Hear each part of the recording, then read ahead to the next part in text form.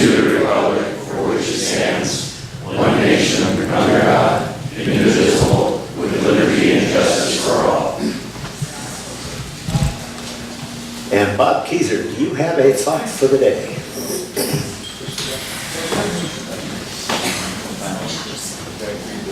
Hello? I do. I actually learned this about 50 years ago in Latin class. It's from Seneca, and it goes like this. Fortuna, occurret, occasio, praeperet. That's easy for you to say. Which translated means luck is when opportunity meets preparation. In other words, we create our own luck. And my thought is that winners are not those who never fail, but those who never quit. Joe. Hi, Bill. How's it going today? Wonderful. How are you? Covered all right? More or less. More or less. All right. Well, it looks like you slept in today. Yeah. That was a hit. Through 10 or meetings. That could be as well. All right. How about a little home on the range, TMR? Oh, yeah. All right. Oh, give me a home where the buffalo roams and the deer and the antelope play, where seldom is heard a discouraging word and the skies are not cloudy all day. Home, home on the range, where the deer and the antelope play, where seldom is heard a discouraging word, and the skies are not cloudy all day. Before you sit down, greet your fellow Rotarians. Go say hello to somebody who's not sitting there.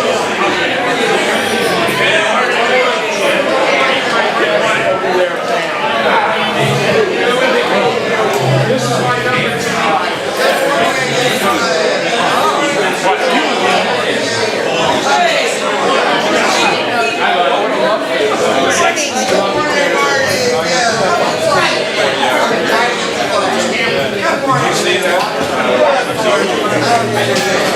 Good morning, Judy.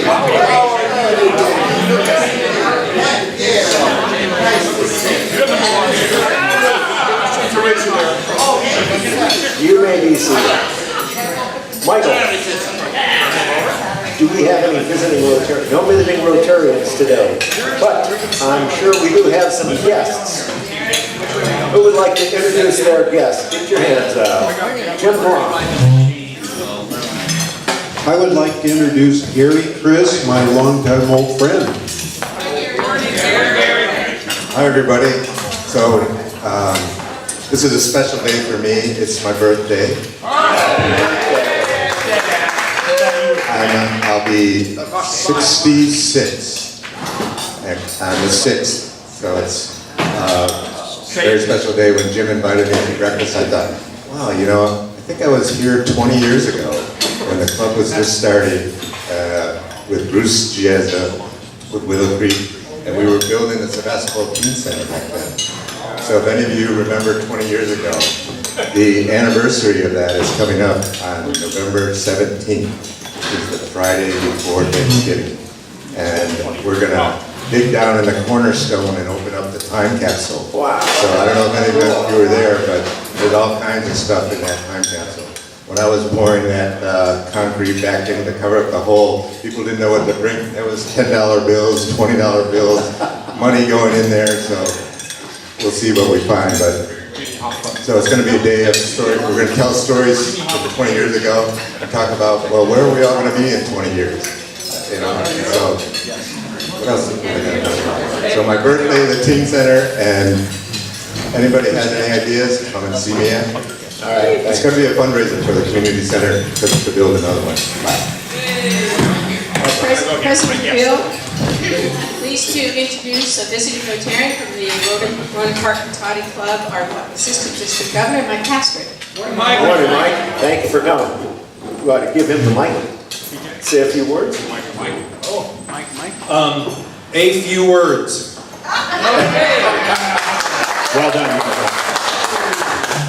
I'd like to introduce my guest for this morning, Pan Garber. She was at the festival. She comes to us from the Rotary Club in Carson City, and she's here taking a look.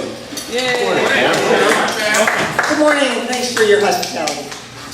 Oh, there you go. Thank you, PJ. My guest introduced Joe Aaron. Joe is our speaker late today, so we're not going to give him the mic yet. Okay. All right. Good morning, Joe. Okay, Lou Hopper. Are you ready to do your vocational talk? Okay.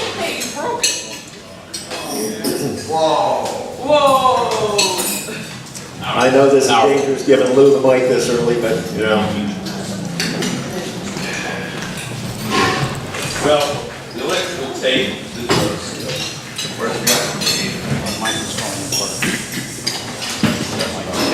That's an inch. Okay, for those of you who remember, way back when I did a slideshow, and I was struggling to find it last night, and I lost it. So we'll have to just listen to my few words. Anyway, I'm originally from New York City, product of the New York City Free Public Education System, PS 173 Manhattan, 5 stories tall. Junior High School 115, which served as the backdrop for Die Hard with a Vengeance, the school that was going to be bombed. And the Bronx High School of Science, which was the only of the 3 high academic schools in New York City that had co-eds. So I went there. And City College of New York, the oldest free institution of higher learning, that started with my registration fee first semester, $17 plus books. But we wish we could do that again. Anyway, excuse me. So, New York, got on a motorcycle, my motorcycle shop for a while, came out west by myself at the perfect time of year, late September, because, see, fall is always nice all over the country, right? Well, I didn't count on the fact that the rest of the country gets cold real quick. So my slow boat, chipping ice off my tent in the middle of Nebraska, being chased by a buffalo, by myself. I managed to get out to the West Coast. Came here, I had to go back to a friend's wedding, and I realized New York in the winter is terrible. Living in an apartment with my parents and bars on my window facing a brick wall, solid brick wall. So I moved out and started my next part of my adventures in life. I've been through several careers. Started off as an insurance claims adjuster. Why? Because the only job that would hire an out-of-town person who only rode a motorcycle and had no roots, so I got a job working in the insurance industry, which parlayed into real estate, right? And from there I went back to insurance, had a son, became the president of Friends of Noe Valley in San Francisco, and promptly says, I don't want to raise my kid in this city, so we moved up to Sebastopol, at which point I was first a claims adjuster, and I did that, and somewhere along the line I decided, nobody wants to, I could never get promoted because I was always the type of guy that solved the problems in the insurance business as an adjuster. You didn't solve problems, you tried to be cheap. And they kept saying, but we're going to settle claims the right way. So I always fought with my managers. So I said, what should I do? Become an attorney. Doesn't that make sense? So that's what I did. Went to Empire College School of Law at age 40. Became a lawyer at 44. 4-year program, 45, and in personal injury law. Then decided, what did I really want to do in my life? So I bumped into someone who said, go become a teacher. So I said, okay, haven't done that. And went to Sonoma State while I was still doing my law practice. Became a teacher, but at that time, it was very hard to find a permanent job. There were a lot of schools. I taught high school, mostly alternative ed, is what I ended up being. And then when the Great Recession hit, there were no really jobs for any teachers who weren't permanent. So, I had a terrible fallback position, went back to being a lawyer. But very quickly I decided I had to do something different. I wasn't happy doing personal care. I knew it too well. Some people were, I was always the one to say, we're not going to get you the $4 million you thought, because I bumped you in the back and gave you a quarter-size bumper. So I ran into this lady through a claim, and she runs a business in which she tries to get services for kids with special needs. Predominantly in-home sports services, so the parents can stay home and take care of their disabled children, as well as adoption assistance program. And as a result of that, I end up now, my primary business, which makes me quite happy, is I do limited conservatorships. We all know what conservatorships are. That's when grandpa's got lots of money and the grandkids want it, so they try to tell the people in the courts that grandpa's crazy. They need us, beautiful baby little children, to take care of his estate. I don't do that.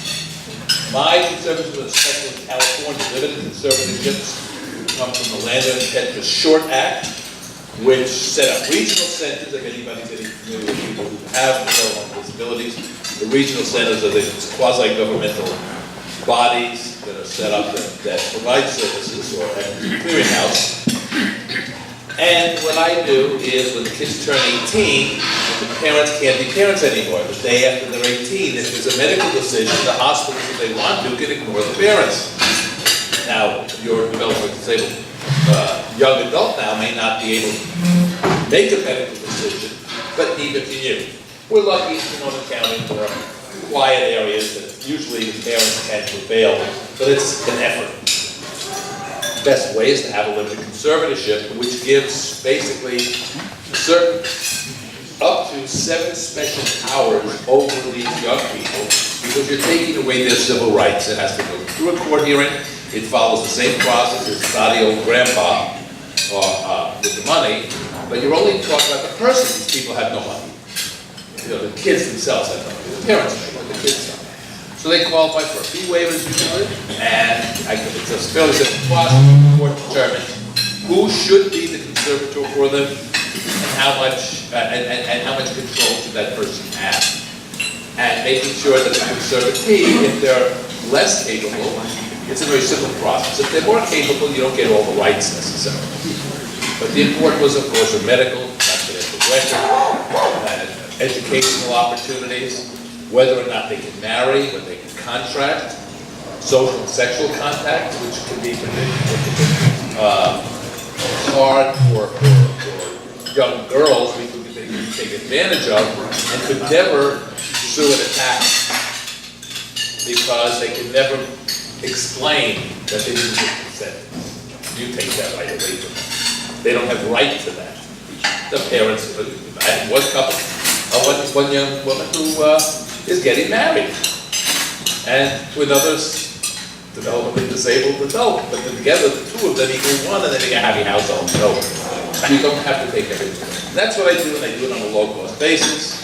And the other thing that goes hand in hand is, if any money were to come into these young people to not lose their benefits, I do special needs trusts, which is a special type of trust that protects the benefits, and the children never get the money. The people get the money directly into the trust, and therefore they don't lose their Medi-Cal, which is the key medical insurance, and any SSI they may have, or the support services. It's like saying, hey, you're a parent, I'm going to give you a new parent card. You can be a parent forever. And the course investigators should check on that. So basically that's what I do now. Bill's actually taking my computer away from me, which I'm very happy to do. And that's the fewest words I've probably ever spoken. Thanks. Pretty much, thank you.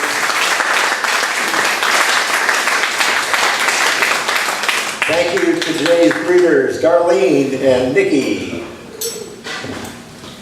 And thank you to the Mike team today, Lori and Alan Bertozzi.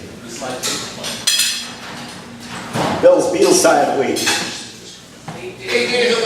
Yeah, very good. In this day in history, September 6th, 1620, the Mayflower sailed for the New World with the Pilgrims on board. Also on this day, in 1960, the first Piggly Wiggly, the first self-service grocery store in the country. Started in where? Memphis, Tennessee. So, September 6th, birthdays in history. Norman J. Woodland, who the heck was he? Born in 1921, he invented the barcode. Life of the party.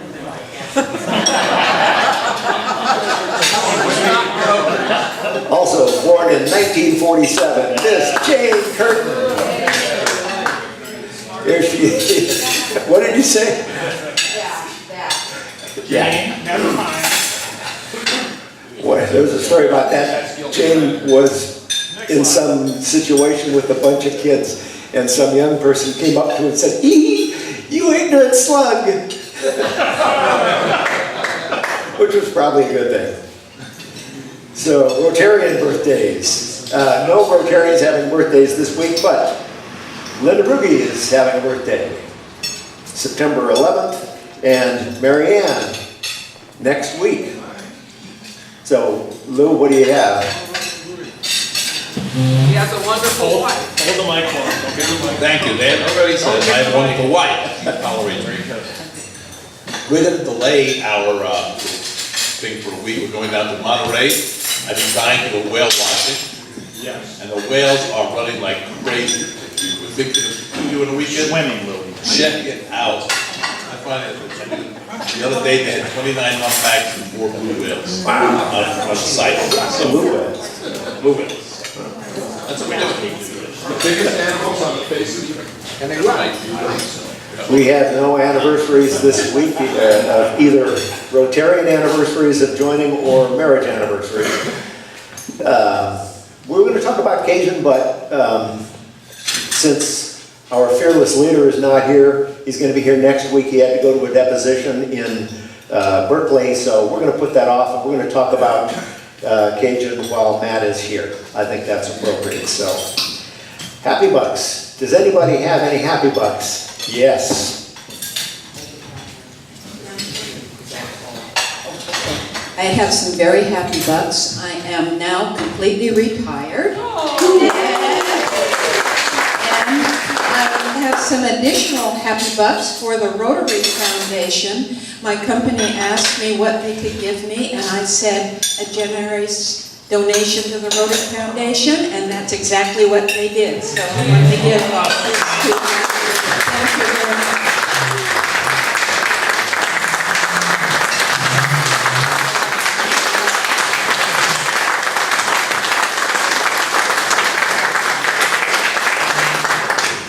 By the way, she told me what that was. That was a $500 donation, so it's a half a ball heavy.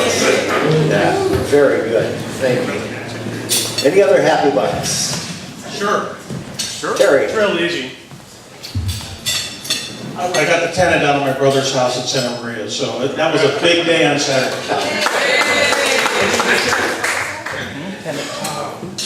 Michael. Alan? I just realized I had potatoes on the bottom of my coffee.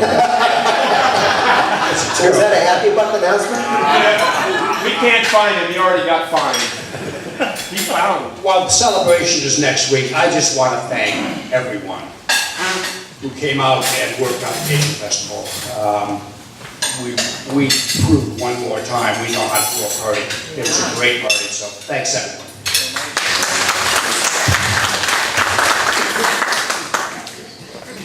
Announcements. Bruce has an announcement. Oh. Well, on Saturday, while we were doing our party, also a message came into our club website from a doctor in Malawi saying, I want to know more about telemedicine. We have a real need over here. So I was happy to send him a reply and get him started down the path of launching a project. And I thought it was phenomenal that he found out about telemedicine on our club website, which doesn't really feature it much, but that was what he was looking for. So we're happy to have another prospective project to work with. Where? In Malawi, somewhere in Africa, apparently. Bruce? You never know when you're going to find out some information about something that's going on in the community. On my way into PT yesterday, in the little Vietnamese restaurant next to the physical therapy office, there was a note in the window. And I'd just like to bring everybody's attention tonight at the Grange from 6:30 to 8:30. This organization, which is called Showing Up for Social Justice, is conducting something called Legal Observation Training. The idea is that they're going to have teams that are going to be going around Sonoma County, keep an eye on potential ICE raids. So if anybody is interested in kind of keeping an eye on what our government is trying to do to us, come see us on tonight at 6:30 at the Grange. What's the name of the team? Of the organization? No, the event. What's the name of the event tonight? Is Legal Observation Training.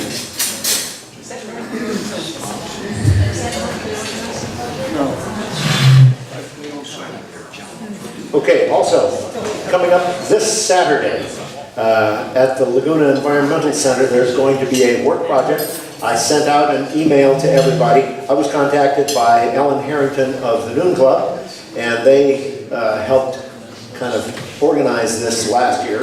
And they've invited members from the Noon Club, plus Russian River, plus any other, plus ourselves, any other clubs that are involved in the Laguna drainage area, is that what they call it? Anyway, environmental area, watershed, thank you.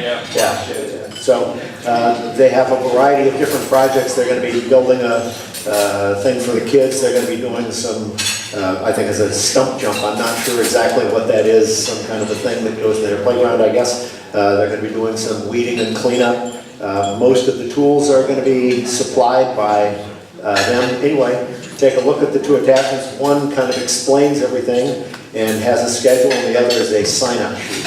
So if you would, take a look at that. If you're free and you are so motivated, be prepared for some work on Saturday morning. It's going to go from 9 until 3.